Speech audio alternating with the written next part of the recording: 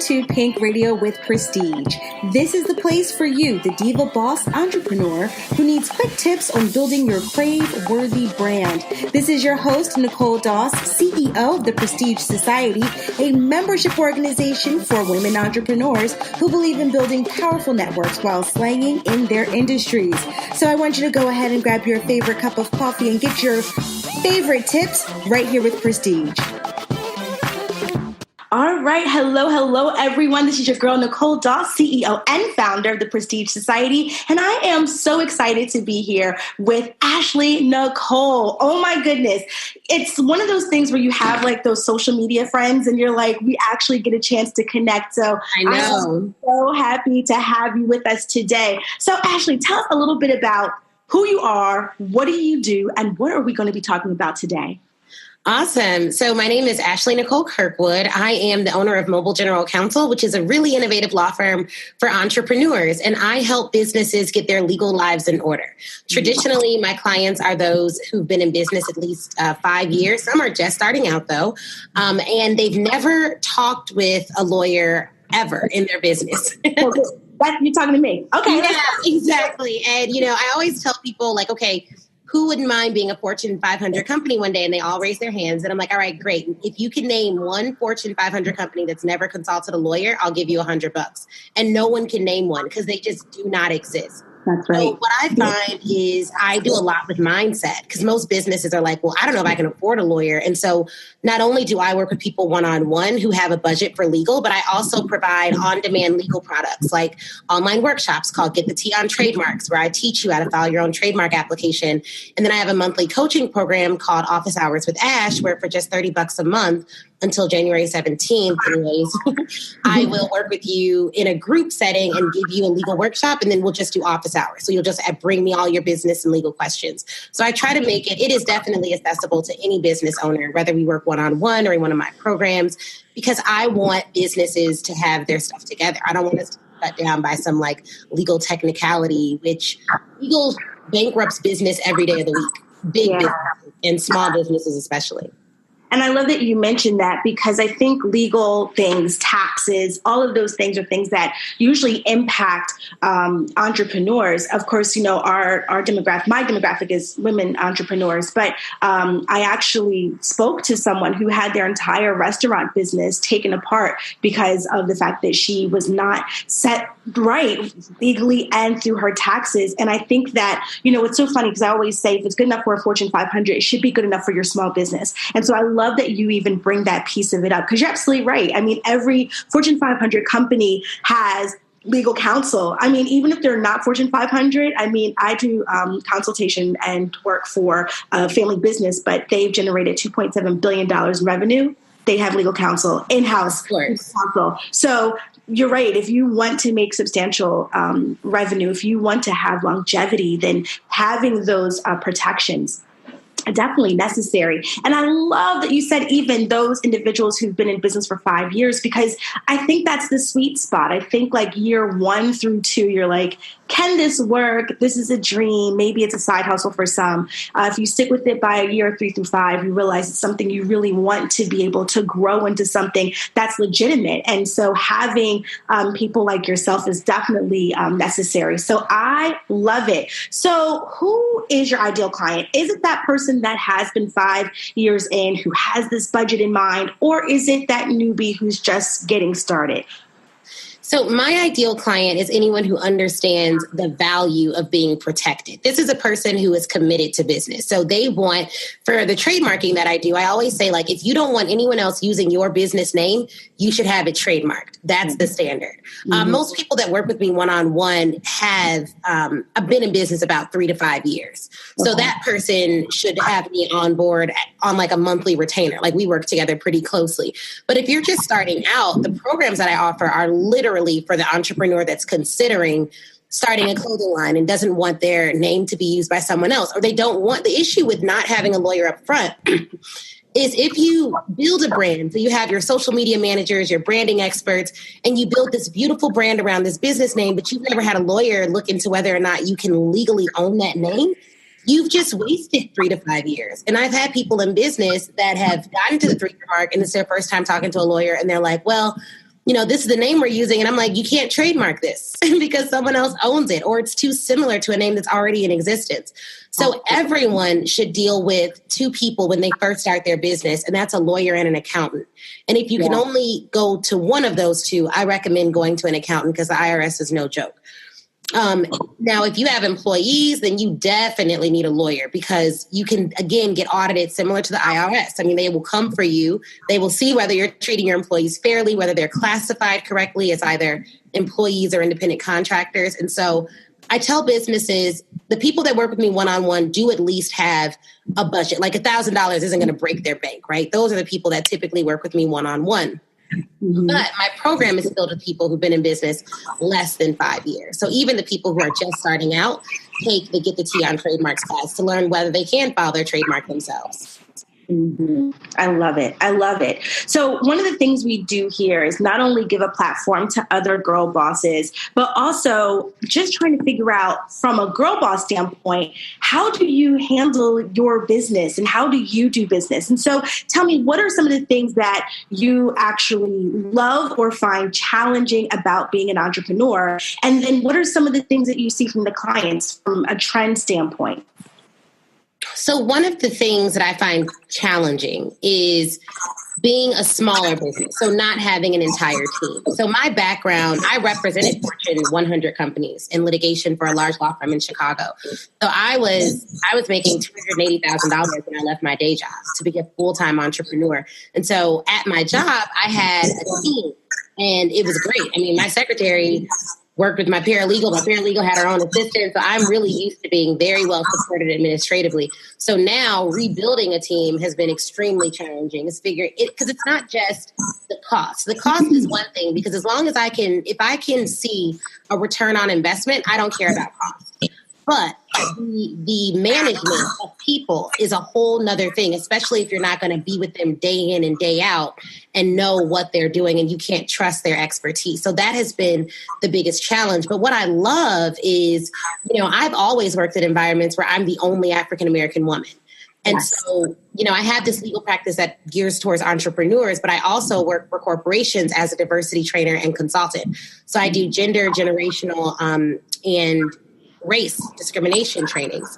And it's eye-opening, but I remember being the only Black woman in my firm or in my department and always feeling like they're second-guessing me. And even with like a degree from Northwestern Law and working at the best firm in the world, it was still like, but can she hack it? And so the thing that I love is being able to show up as my authentic self. I love that no matter what happens during the week, no one can call me on, Monday and say, you didn't hit your numbers, you're fired. I love that I'm in control of my revenue. I also have a background in sales. So I love the rush of creating my sales database, going after clients and doing those types of things. I personally love that. And I love speaking. I love the ability to just go out, do events all over the world and get paid to speak. So those are all the things that I love. I love the creativity and all of that. The thing that is challenging is building a team, knowing when to hire, and then vetting people. Because, in the social media world, everything looks great. Everything looks good. Everyone looks like they're just popping. They have the best thing since sliced bread. And what I found is that is not the case. It's not the case. A lot of people are fronting for the gram. So it's hard to determine, who you should hire and who won't cause you to lose money, especially when you have platforms, because people want to be connected to the platform. They think it's cool. But, finding really committed people that you can trust that won't be jealous when they see, your business growing, that won't have that how is she doing all of this? Because you deal with all of those things when you are an emerging business. I hate to say small business. I would say like emerging. When you're an emerging business, you deal with those things. So that's the challenge, is the hiring people. Thank God my background's in employment law. And then the thing that I love most is the freedom and flexibility and just I'm in control of my destiny in a very real, tangible way. I love it. So my background's employment law, but I went the HR route. And then great. HR people are my clients. And they have the best stories. I'm sure.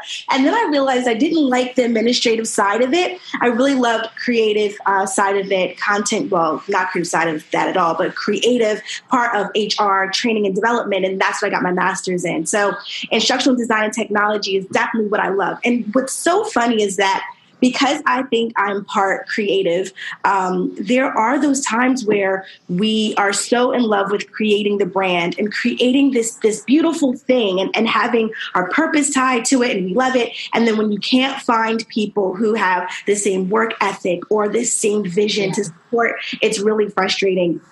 And even when you find it with interns or even people you're outsourcing to, I definitely can relate. For me, my challenge is balance. Being a mom of two, being a wife, it's just like, oh my goodness. And I know I don't know, are you a mom? No, I'm a wife. But you are a wife, are a wife. So I see from your social media, so I know you can definitely finding balance, I'm sure, is something you can definitely, relate to as well. So there were a few things that I absolutely love that I also wanted to speak on because, and I know this isn't on my list of questions that I've asked, so I do apologize in advance. But because I'm a mother of two, I have a little one and I have a teenager because I was smart. I wasn't smart.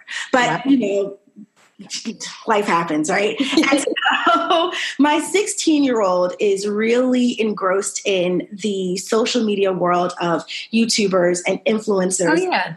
We're doing this thing now where we're visiting colleges, and I could see, like, I know growing up, there was like no choice. Like, I didn't have a choice. Like, I was going to college. It wasn't even like, are you going to college? It was like, oh, so what are you doing afterwards? Like, that wasn't a question. And so I raised my daughter the same way, and I see that she's like not excited or she's really frustrated when we start talking about schools we're going to visit, GPA, community service, all of those things that we need to create a portfolio for school.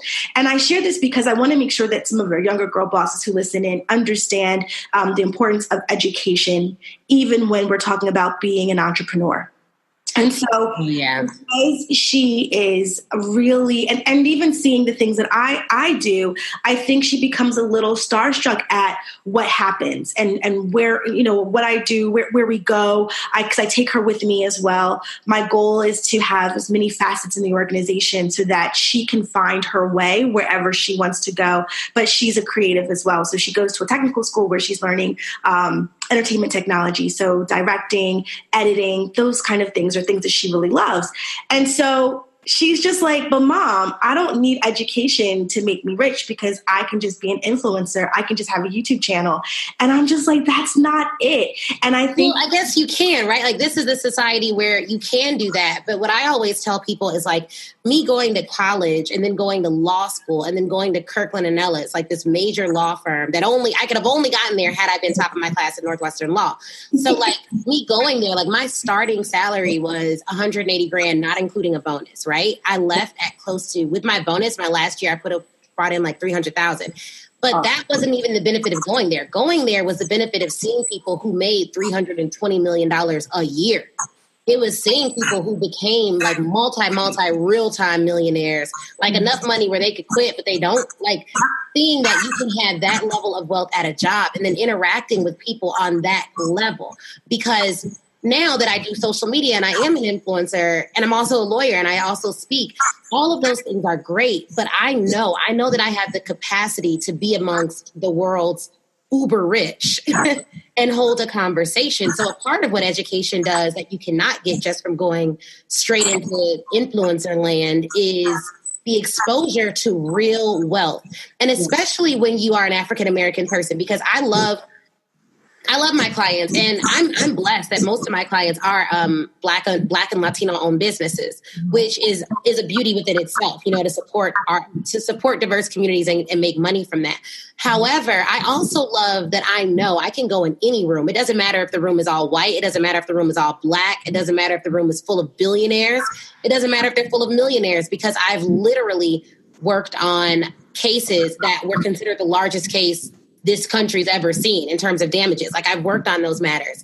And my clients have had billions of dollars. So me hearing billionaire status doesn't sway me. Me hearing that you're a 7-figure chick doesn't mean anything to me, because I know that's attainable and I've seen it and I've been in those rooms. And so a lot of what people miss by thinking they're going to be an entrepreneur and never work for anyone else and never get real a real sustainable foundation is they miss exposure, which is why a lot of lawyers, people are like, oh, I worked with a lawyer before and they sucked. And I'm just like, well, what was their background? They're like, oh, I don't know. I found them on Instagram. And I'm like, look, here's the thing. If your lawyer's never negotiated a multi-million-dollar deal, they've never had $1 billion super demanding client, then what type of service do you think they're going to provide to you? They're going to provide a service to the level that they've understand, to the level that they've seen. But since I've had Fortune 100 clients before, I expect my clients to grow. I expect them to do well. I give them the same level of advice that I would have given a Blue Cross Blue Shield when they were a client of mine. And I think that's important. And so I love when people, I respect all entrepreneurs, but I love when entrepreneurs are like, I was in corporate. I saw how I manage these $1 million budgets for big brands. I'm going to manage your budget in a similar fashion, but tailor it to where you're at now so that you can grow. That exposure you just won't get from going straight out. I know people who've gone straight from law school and started their own firm. And most people do that out of necessity because they could not get a job at the large firm. And the fact is only like 13% of all law students ever have the opportunity to work at the firms that I've worked at, Black or white. So imagine the Black rate is like less than 5% of those people are Black women lawyers. Less than like 3% are Black women partners. So we're not really well represented there. And that's all by design. But once you've been there, the stuff that you've seen, the skill set that you develop, the tenacity that you develop, the work ethic. I mean, I've worked crazy hard. You don't get that stuff just from going straight out. Absolutely. It's just the exposure is different. And the experience that you then have, then that puts you in such, I feel, in a better playing field to be able to give exceptional service to your clients because you've had these experiences, because you've seen certain things. And I think that is phenomenal. So I did not mean to digress, but I just wanted to touch on that because I feel like for a lot of girl bosses now, because I always talk about the necessity of continuous learning. So even when you come out, it's important for you to always invest in yourself. And I always say every company has a budget line or, for their employees to have learning and development. So what are you going to do as an entrepreneur to give that to yourself? So where is that in your line item on your budget to say, okay, this is what I'm going to invest in myself for learning and development. So I just really wanted to talk about that. I just loved it. I love my boss babes who are just phenomenally educated. So that to me is just, when I heard, I was like, wait a minute, where did she go? What did she do? I'm sorry. I just gravitated to that. And I know that I have some younger boss babes who are in college now, who are, if they ever want to give up because they think this is the route to go with entrepreneurship. I just wanted to really encourage them to just stay with it. And thank you for sharing your experiences, the exposure that you've had and what you've learned from it and how it's helped you. And also the sacrifice, because that's big too. I think a lot of us walked away with 6-figure salaries and it's a huge sacrifice. It is. And it's hard. And I just love that you shared that because, that just speaks a lot to the necessity of I feel that being a minority and being a minority woman is really important for you to make sure that you get your education because that's the one thing they can never take away from you. Not only that, but it also opens doors to allow you to have the experiences that if you did not have the education, if you did not have the commitment while you were in school to get to the level that you were going to get to, you would not have those opportunities that now put you in a completely different level field. I'm sorry, like your resume alone just puts you in a completely different playing field than any other person who may just say, I have a degree in law, but may not have had the same experiences as you. Right. And you want to be careful too, because it's like, I want to be clear to say I did graduate with really good grades from Northwestern, but when I was in undergrad, I actually graduated with a 2.1 GPA out of the University of Illinois at Urbana-Champaign College of Business. And it was extremely difficult to get into law school. And I ended up going to the first law school I went to was ranked in like the bottom 50 law schools in the country. It was not ranked highly. And in law, if you don't graduate from a top school with top grades, your salary is extremely limited. So at my first school, the average salary was like $50,000. Then when I transferred to Northwestern after getting all A's at the first law school, the average salary at Northwestern was $180,000. That was average. We had like 12 people that graduated without a job at Northwestern at graduation, 12. Wow. Like, and who knows what they were going to do? They probably just chose not to go to have it, I don't know. But like 12, like you're welcome. So, I want to say that even if you mess up, if you don't do it right the first time, if you have to go to junior college and then you have to transfer in, do whatever it takes. I wrote a book called The Law School Hustle about that process. Like, how do you go from having a 2.1 to graduating top of your class, working at some of the most prestigious firms in the country? It is a hustle, and it makes it harder when you don't do what I'm sure you're telling your daughter to do from the get-go. It makes it harder, but it's possible. So, we can't make excuses for ourselves, because the entire world is not set up for Black women to excel. The entire world is really set up to tell us that we aren't good enough, and that if we get to higher heights, we're alone there. Yes. And it's for us to internalize that. Like, look around you. Your people aren't good enough to frequent these rooms. If they were, they'd be here. Those are the unspoken messages that companies send when their C-suite only has one or two. When their head of, when the head of the company is always a white man or always a white woman. And it's unfortunate, but I typically tell people too, don't get it twisted. The women's movement does not always mean that Black women and brown women are included. And just because white women rise, it does not mean that Black and brown women rise at the same rate. And so our goal internally is to always see ourselves as grand, because the world will always try to diminish your light. So we have to do whatever we have to do to hang on to our confidence in today's society. I love it. Oh my goodness. We're about to have Girl Boss Church in here. Thank you. I love it. And I hate that I'm like not at my 100. First of all, if I would have known we were really going to do video instead of testing the video, I'd have had my lights on. So I'm like, oh my gosh, I feel so not prepared. But I love where this organically is going. Thank you so much for those nuggets. And so you mentioned your book, The Law School Hustle. Where can people find that book? They can find it at thelawschoolhustle.com. How about that? Yeah. That I love it. So tell us, you love to teach and share, your knowledge with others. And I know that your purpose and your goal is to really make sure that entrepreneurs are protected as they're building their brands. And really, for those of you who are just getting started. It's 11 o'clock. Thank you for that reminder, Matt. So for those of you who are just getting started out with your brands, definitely, like she said, do this first and not wait. And of course, just being transparent. I'm that person where when I first decided to take the leap in 2015, I was like, oh, I got to get trademarked. And then I was like, oh, it's so much money, because I wanted to do it through some of those larger organizations that do it for you. And I was like, I'll do it later. Right now I'm safe because no one has anything. And, what happens is that always doing it later just means you perpetually put it off, and you're always putting it off. And so even in the conversation with Ashley Nicole, she was like, oh yeah. So and I was like, I'm not trademarked. And so, I'm like signing up. Like, I want to work with you. I want to make sure that I do what I do to be protected. I want to make sure that I have this in my budget to make sure that I'm protected. I want to practice what I preach. So I even love having the opportunity to talk to you, not only as someone who wants to give your information out to my audience, but someone that wants to work with you as a client. So I'm like, this is awesome. Tell us, what are some of the things that you have going on in the near future where some of our fabulous girl bosses can take advantage of your services or your workshops? Yes, of course. So I have 2 upcoming workshops. One is called Clap Back with Contracts, and that workshop will help. One, I always say all businesses need contracts. So whether or not you're a formalized business, you need contracts and terms and conditions. So this workshop will teach you contracting basics, how you can draft your own contracts before hiring an attorney,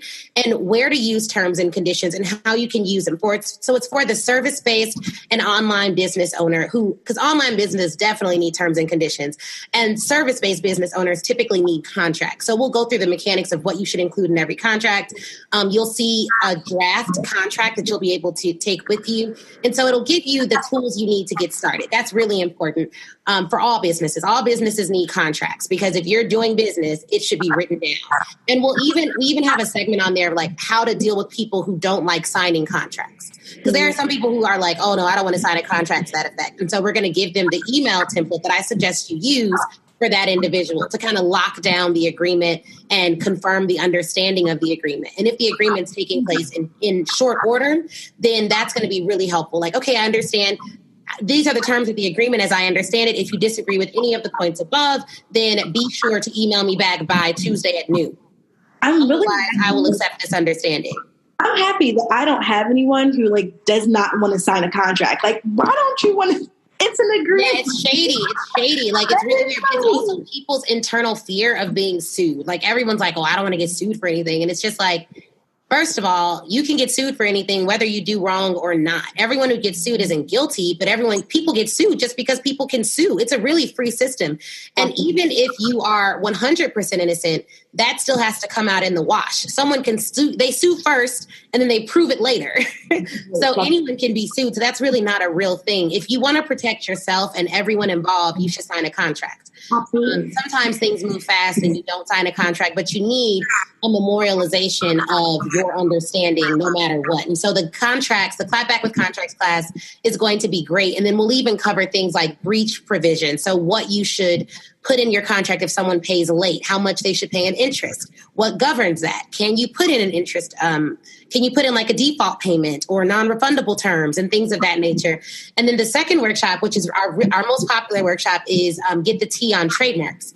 So in that workshop, we actually go through the trademarking process live and teach everyone how to file their own federally recognized trademark application. And the last class, we had several people that completed the trademark application by the end of the workshop. Wow. So it's really step by step. Everyone who attends gets the Get the Tea on Trademarks ebook that walks them through the process afterwards. And they have access to the replay for, I think, a week after the class. So that's all extremely helpful. And it's a really easy download. And so for the women in your society, I'll give them $25 off each class. So the code will just be prestige. So I will set that up and then your audience can enjoy $25 off either class. But they're really good classes. And the trademarking class especially, it's so important that you have your brand protected because let's say someone else starts having a prestige society. What would your demand letter say? Because they're going to look and see like, well, is it trademarked? And although you do have some common law rights to sue, you really need to have all of your ducks in a row. And to send that strongly worded demand letter, you want to say like, oh, no, it's trademarked. See this. Or trademark is pending. Yeah. No. You're going to get me straight. We're going to have all that fixed. Yes, for sure. No. I'm not. That's not. Look. No, I'm not even worried about it. We're going to have all that fixed like today. After this little interview, I'm going to shoot you an email because I know you have a meeting. So yes, we're getting all of that fixed. I'm not even worried. So for the rest of these people listening, you need to figure out what she just said. What are you going to do? Yeah. I'm going to be good. No, that's so true. And then I do file trademark applications. The rate for that is $2,000 all in. So I'll manage the process because it's about a 6 to 8 month process and it can be longer.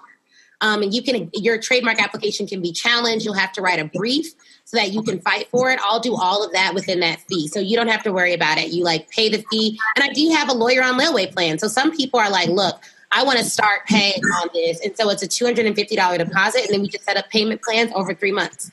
So I really do make it affordable and accessible. And then your trademark is filed after your last payment. So there's a lot of ways to do it. And because entrepreneurs are busy, so everyone isn't going to do it themselves and manage the process, and they want a lawyer to handle it.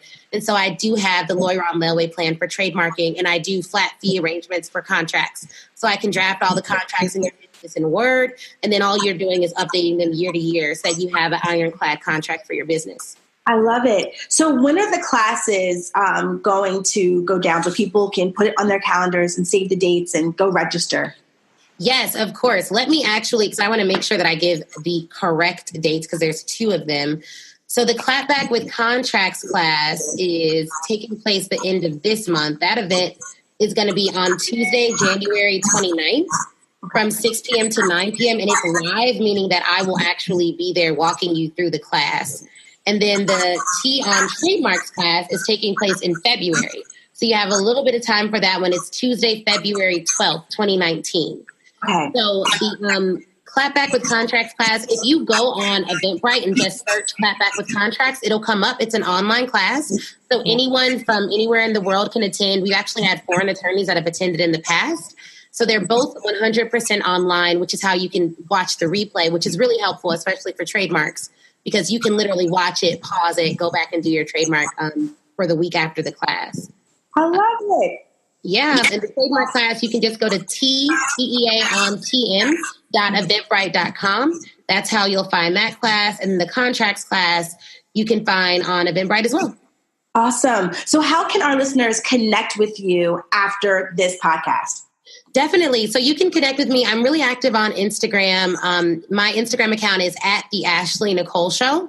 I also go live on that platform. And then on Facebook, it's just Ashley Nicole Kirkwood.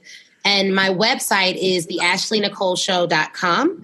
And that name actually derives from coming up January 19th, 2019. I'm actually doing a live taping for my YouTube show. It's really a live recording of my podcast, Currency of Confidence. And that will be launching January 14th. So the Ashley Nicole Show kind of has everything there. It has all the information about the classes. You can buy any of my ebooks. I have an ebook called Be Your Own Press Secretary about how I build my brand with the press. And my event schedule is listed on there as well. And I travel, so maybe I'll be at a town near you soon in 2019. I love it. Well, thank you so much. And I'm just going to ask, one golden nugget of information that you would love to leave with our listeners before you go, what would that be? So the one thing I would tell the listeners, especially the entrepreneurs, is you have to believe in yourself, no matter how it looks on the outside. Keep that belief going. Keep your confidence up. Like, do not get caught up in false humility. Do not get caught up in anything that tells you you're not good enough or your prices are too high or you don't know how you'll make it. Your job as an entrepreneur, I strongly feel, is to put content and information out there. The market's job is to tell you what they want to see, and they'll do that with their dollars. They'll show you that, but there's no shame in failing. The only shame is in not trying at all. That's right. Thank you so much, everyone. Thank you guys for listening. I hope you connect with Ashley Nicole. And you know what? Have an awesome, wonderful, fabulous, and most of all, blessed day. Bye. Bye.